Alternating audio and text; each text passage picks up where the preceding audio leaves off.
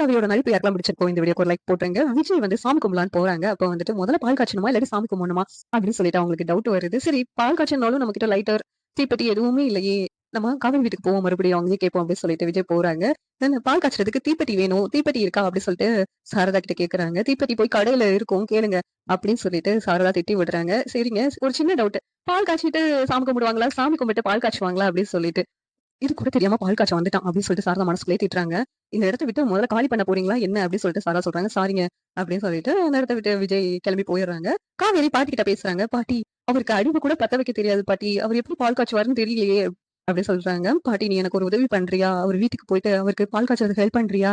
அப்படின்னு சொல்றாங்க. என்னடி இது உங்க அம்மாவுக்கு தெரிஞ்சா அவ்வளவுதான் என்ன சும்மா விட மாட்டா அப்படி நீ தானே சொன்ன நம்ம 2 பேரும் கூட்டா சேர்ந்துக்கலாம் அப்படின்னு சொல்லிட்டு இப்ப என்ன இப்படி பேசுற பாட்டி அப்படின்னு சொல்லிட்டு காவேரி சொல்றாங்க. நான் போயிருவேன். ஆனா அம்மா கிட்ட சத்தியம் பண்ணி குடுத்துருக்கேன். அத மீற முடியாது என்னால. நீங்க போயிட்டு வா பாட்டி. அவருக்கு வந்து போய் ஹெல்ப் பண்ணிட்டு வா அப்படின்னு சொல்றாங்க. உடனே பாட்டியும் அந்த இடத்த விட்டு நைஸா நழுவி போயிட்டு விஜய் வீட்டுக்கு போயிட்டு சர்ப்ரைஸா போய் நிக்கிறாங்க. பாட்டி பார்த்துட்டு விஜய் ரொம்ப சந்தோஷமா வாங்க பாட்டி நீங்கனாச்சும் நான் பால் காய்ச்சதுக்கு வந்தீங்களே அப்படின்னு சொல்லிட்டு விஜய் வந்து சொல்றாங்க. இத கேட்ட பாட்டி நான் ஒண்ணும் வரல. காவேரி அனுப்பிட்டு தான் நான் வந்திருக்கேன். உனக்கு வந்து அடுப்பு கூட பத்த வைக்க தெரியாதுன்னு காவேரி சொன்னாலே அதனாலதான் உனக்கு ஹெல்ப் பண்ணலாம்னு சொல்லி அனுப்பி விட்டாங்க அப்படின்னு சொல்றாங்க.